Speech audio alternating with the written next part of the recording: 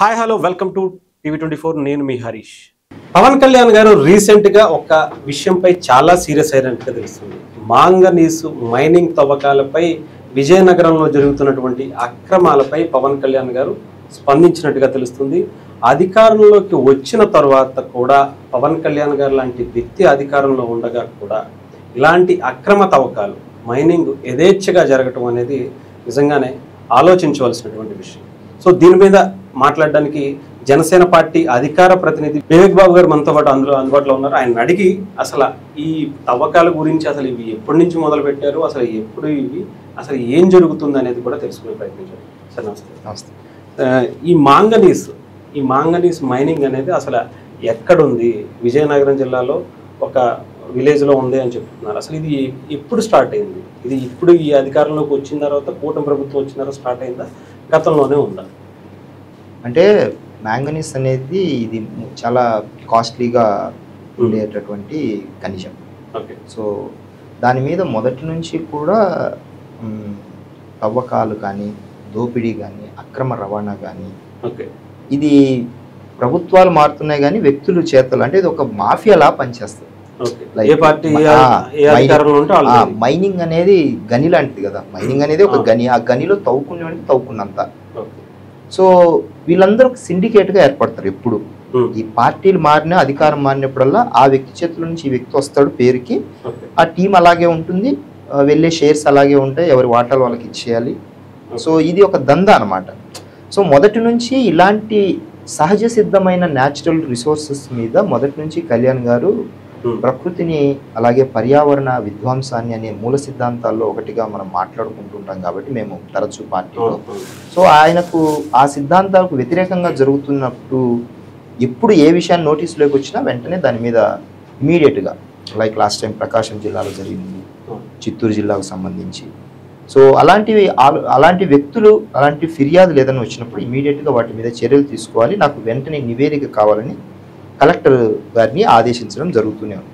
So మైనింగ్కి సంబంధించి విజయనగరంలో అక్కడ స్థానికంగా ఉన్న ప్రజలు, గ్రామస్తులు కళ్యాణ్ గారి దృష్టికి తీసుకెళ్ళినప్పుడు వెంటనే నాకు నివేదిక కావాలి, బికాజ్ మన మీద గత గవర్నమెంట్తో ఎందుకు మనం ప్రతిసారి పోలుస్తున్నామంటే ఒక్కసారిగా 151 సీట్లు ఎప్పుడూ లేనంతగా వచ్చిన మ్యాండేట్లో అద్భుతాలు చేస్తామని అనుకొని కళ్యాణ్ గారు సాక్షాత్తు 2019లో 3 నెలల పాటు కాలు బయట పెట్టలేదు. నన్ను అడిగినా కూడా నేను ఎలా చెప్పగలను ఓడిపోయి ఒక సీట్ వచ్చినోని అనే ప్రజల మ్యాండేట్ ని గౌరవించి, కానీ వాళ్ళు 3 నెలల్లోనే భవన నిర్మాణ కార్మిక రూపంలో చెడగొట్టుకున్నారు. అలాగే ఆ 5 ఏళ్ల పాటు జరిగిన విధ్వంసం అందరికీ తెలుసు. 151 నుంచి వైనాట్ 175 పెట్టుకున్న టార్గెట్ నుంచి 11కు వచ్చారు. అంటే దాని అర్థం ఏంటి? ప్రజలు మాకు 164 ఇచ్చినందుకు మేము ఎంత బాధ్యతతో ఉండాలో మాకు నేర్పించారు. సో అలాంటి తప్పు జరగకోకుండా ఉండాలంటే మైనింగ్ కావచ్చు, అక్రమ రవాణా కావచ్చు, అవినీతి విషయం కావచ్చు, డిసిప్లిన్ విషయంలో కావచ్చు, ప్రభుత్వ అధికారులకు బాధ్యత విషయంలో, అకౌంటబిలిటీ విషయంలో, ఇవన్నిటిని ఒక పారామీటర్లుగా పెట్టుకొని ఆయన శాఖలకు సంబంధించిన ఆయన శాఖలో ఏ నోటీస్ వచ్చినా కూడా దాన్ని ఇమీడియట్గా పేషీ అధికారులకు డైరెక్షన్ చేస్తున్నారు. వీటి మీద ఎట్టి పరిస్థితుల్లో కూడా తప్పు ఉంటే మాత్రం ఎవరిని వదిలిపెట్టదు. ఇది కొంత ఇబ్బందికర పరిస్థితే కదా, ఎందుకంటే అధికార పార్టీకి సంబంధించినటువంటి నాయకులు లేదంటే కార్యకర్తలు ఎవరో ఒకరు దీంట్లో ఇన్వాల్వ్ అయి ఉంటారు. డెఫినెట్గా అది కూటమిలో ఇష్యూస్ రావచ్చు, పరిపాలనలో చేసేటువంటి విధానాల్లో కూడా కొంచెం ఇబ్బందులు వచ్చేటువంటి పరిస్థితి ఉంటుంది. అయినా కూడా పవన్ కళ్యాణ్ గారు అవన్నీ ఆలోచించుకుని డెఫినెట్గా చేస్తారు. మరి అలాంటివి ఏమన్నా ఇబ్బంది అనిపించదు? దానికి ఉదాహరణగా మొన్న మార్కాపురం సభలో మాట్లాడిన 2 మాటలు మీకు గుర్తు చేస్తాను. ఏమన్నారు ఆ రోజు? పార్టీ ముఖ్యం కాదు, నాయకులు ముఖ్యం కాదు, నాకు ప్రజలే ముఖ్యం. అంటే అర్థం ఏంటి?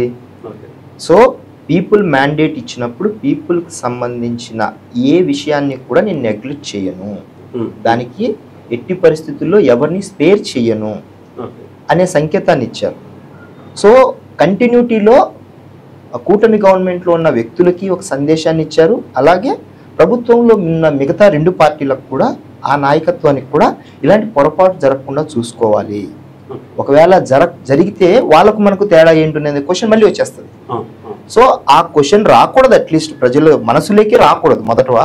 ఒకవేళ అలాంటి వచ్చే పరిస్థితి వస్తే మాత్రం చాలా కఠినంగా నిర్ణయం ఉండాలి అనే తీసుకున్న నిర్ణయంలో భాగంగానే తన నోటీస్కి వచ్చిన ఎలాంటి విషయాలైనా పబ్లిక్కు సంబంధించినది ఇమీడియట్గా ఆయన రెస్పాన్స్, దాన్ని కార్యాచరణ కళ్ళ ముందర ఇలాంటివి మనకు తెలుస్తున్నాయి. అంటే అంత సీరియస్ గా యాక్షన్ తీసుకోగలుగుతారా ఇప్పుడు పవన్ కళ్యాణ్ గారి దగ్గర? ఇప్పుడు అది నివేదిక, కలెక్టర్ గారు ఇచ్చే నివేదికను బట్టి డెఫినెట్లీ ఇట్ విల్ బి, ఒకవేళ ఇఫ్ ఇట్ ఈస్ హ్యాపెన్స్, అక్కడ నిజంగా అక్రమాలకు సంబంధించి లేకపోతే ఎవరైనా నిజంగా తప్పులు చేసి, అంటే గవర్నమెంట్ గైడ్ లైన్స్ కి సంబంధించి, మైనింగ్ కి సంబంధించి కొన్ని స్పెసిఫికేషన్స్, కొన్ని గైడ్ లైన్స్ ఉంటాయి. వాటిని వైలేట్ చేసినప్పుడు ఖచ్చితంగా దాని మీద అమ్మా, అసలు జనసేన వాళ్ళే కదా మొదటగా లేపేసేది. ఇప్పుడు ఎన్ని సస్పెన్షన్స్, ఎంతమంది ఇన్ఛార్జీలు, ఎంతమంది మీద సంతకాలు అవుతున్నాయి లెటర్ హెడ్ల మీద. సో మొదటగా తప్పు చేస్తే తన పరిధిలో ఉన్న మొట్టమొదటి పార్టీగా మొదట సంతకం జరిగేది మా మీదనే. మిగతా 2 పార్టీలకు సంబంధించిన నాయకత్వంలో అలాంటి పొరపాట్లు ఏదైనా జరిగితే ఆ నాయకత్వం చర్యలు తీసుకోవాలనే సంకేతాన్ని మా మీద అలాంటి చర్యలు తీసుకుంటూ పక్క పార్టీ వాళ్ళకి ఆయన సంకేతాన్ని ఇస్తున్నారు. మీరు కూడా ఇలాగే ప్రవర్తించాలి, చర్యలు తీసుకోవాలని. సో దాన్ని మనం అలా అర్థం చేసుకోవాల్సి ఉంటుంది. సో డెఫినెట్ గా అయితే యాక్షన్ ఉంటుంది. మరి అటుపక్క నుంచి మీరు ఈ ఇష్యూస్ గురించి పట్టించుకోవద్దని కానీ ఇలాంటివి వస్తే పవన్ కళ్యాణ్ గారు అంటే ఆ ఇష్యూస్ పట్టించుకోవద్దంటే, if it is damaging definitely ప్రజలకు, గ్రామస్తులకు, లేకపోతే ఆ జిల్లా ప్రభావితం అవుతోంది అంటే, లేకపోతే ఒకరిద్దరు దోపిడీదారులు ప్రజల ఆస్తిని లూటీ చేస్తాము లేకపోతే ప్రభుత్వానికి రాకోకుండా అడ్డుకుంటామంటే, అది డెఫినెట్ గా అవినీతిని ఎట్టి పరిస్థితుల్లో ఒప్పుకున్నటువంటి కళ్యాణ్ గారి నోటీసులోకి వచ్చిన తర్వాత దాన్ని మనం ఎలా స్టాప్ చేయగలం, ఎలా ఆపగలం దాన్ని? సో ఆయన కార్యాచరణ చేయలేరు. సో చంద్రబాబు గారు కూడా ఆయన అత్యంత గౌరవిస్తూ నా సహచరుడు, సోదరుడు అని ప్రతి సందర్భంలో ఆయన లాంటి వ్యక్తి దొరకడము, మేము కలిసి పనిచేయడము అని అన్నప్పుడు డెఫినెట్లీ ఆయన మాటకు ప్రయారిటీ ఉంటుంది, విలువ ఉంటుంది. దాన్ని ఎట్టి పరిస్థితుల్లో ఆయన కూడా పోగొట్టుకోలేరు.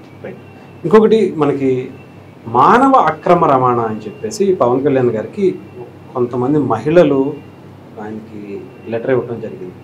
దీని మీద కూడా పెద్ద ఎత్తున చర్చ జరుగుతుంది. ఎందుకంటే గతంలో పవన్ కళ్యాణ్ గారు అక్కడ వైఎస్ఆర్సీపీ అధికారంలో ఉండగా ఈ మహిళల అక్రమ రవాణా జరుగుతుంది, మిస్సింగ్ అవుతున్నారు, ఇది దేశంలోనే చాలా ఎక్కువ స్థాయిలో ఇక్కడి నుంచే జరుగుతుందని చెప్పి అప్పట్లో ఒక తీవ్రమైనటువంటి ఇబ్బందులు ఆయనకి వచ్చినా కానీ అది నిజమని చెప్పేటువంటి ప్రూవ్ చేసుకున్నటువంటి పరిస్థితి. ఇప్పుడు దీన్ని ఎక్కడ చూస్తారు అసలు? దీన్ని అంటే విదేశాలకి పంపించేటువంటి పరిస్థితులు ఉన్నాయి అని చెప్పి. ఇది మిస్సింగ్ వేరు, హ్యూమన్ ట్రాఫికింగ్ వేరు. Human trafficking is more serious actually. So missing కేసులు ఆ రోజు అన్ని కలిపి చెప్పిన నంబర్ 30,000. అది ఇంటెలిజెన్స్ ఇచ్చిన రిపోర్టు, గవర్నమెంట్ నిఘా వర్గాలకు సంబంధించిన ఏజెన్సీస్ పంచుకున్న విషయం. దాంట్లో 24,000 మంది రిటర్న్ అయ్యారు. బట్ ఆయన నెంబర్ ఎందుకు చెప్పారంటే, ఇంతమంది ఎలా మిస్ అవుతున్నారు, ఎక్కడో ఈ వాలంటీర్ల ద్వారా, అంటే వాలంటీర్ల తప్పు కూడా కాదు, వాలంటీర్ల ద్వారా వాళ్ళ చేతల్లో ఉన్న డేటా హైదరాబాద్ సెంట్రల్ ఆఫీస్లో ఉన్న వాళ్ళ పార్టీ తీసుకొని ఎవరు ఎక్కడ ఎలాగా ఉన్నారు, ఒంటరి మహిళలు ఎవరు ఆడపిల్లలతో ఉన్నారు అనేది డేటా తెలుసుకొని అక్కడ పొరపాట్లు జరుగుతున్నాయి అనే ఉద్దేశాన్ని ఆయన ఆ రోజు వెల్లడించడం జరిగింది. సో అందులో 24,000 పీపుల్ రికవర్డ్. సో మిస్సింగ్ కేసులకు సంబంధించిన కొందరు వెళ్తూ ఉంటారు, మళ్ళీ పోలీసులు ట్రేస్ చేస్తారు, దొరుకుతూ ఉంటారు. కానీ అది ఆ గవర్నమెంట్ లో ఎందుకు ఎక్కడ జరుగుతుంది అనే పొరపాటును ఉద్దేశించి చెప్పినది. సో ఇది చాలా సార్లు మిస్యూజ్ అవుతుంది అనే కోణంలో చెప్పిన నంబర్. ఇది చాలా సందర్భాల్లో డిబేట్స్ కానీ ఇంటర్వ్యూలలో నేను చాలా సందర్భాల్లో చెప్పాను, చాలా మంది రికవర్ అయ్యారు కూడా.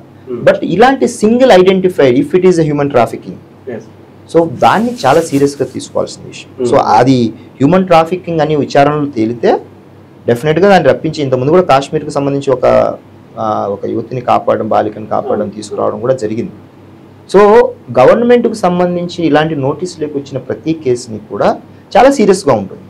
ఒకవేళ అది హ్యూమన్ ట్రాఫికింగ్ అయితే, మిస్సింగ్ కేసులకు సంబంధించి కూడా ఇమీడియట్గా అది కూడా చాలా తీవ్రమైనది. అది ఒకవేళ మిస్సింగా, కిడ్నాపా, సో ఇలాంటివి పోలీసులు దాన్ని వెరిఫై చేస్తారు, దాన్ని ఒక సెక్టార్స్గా విభజించుకుంటారు. ఒకవేళ మిస్సింగ్ అయితే బంధువులు ఇంటికి వెళ్ళారా, ఎక్కడైనా కాలేజీ ఫ్రెండ్స్తో అవుటింగ్కి వెళ్ళారా, మళ్ళీ తిరిగి వచ్చి 2-3 రోజులు టైం పెట్టుకుంటారు. సో కాల్ ట్రేస్ చేస్తారు, సరౌండింగ్స్ చూస్తారు. ఒకవేళ కిడ్నాప్ అయితే అది వెంటనే తెలిసిపోతుంది, థ్రెటన్ కాల్స్ వస్తాయి. సో అది వేరుగా ఉంటుంది, అది ఆ కేసు డీలింగ్ వేరుగా ఉంటుంది.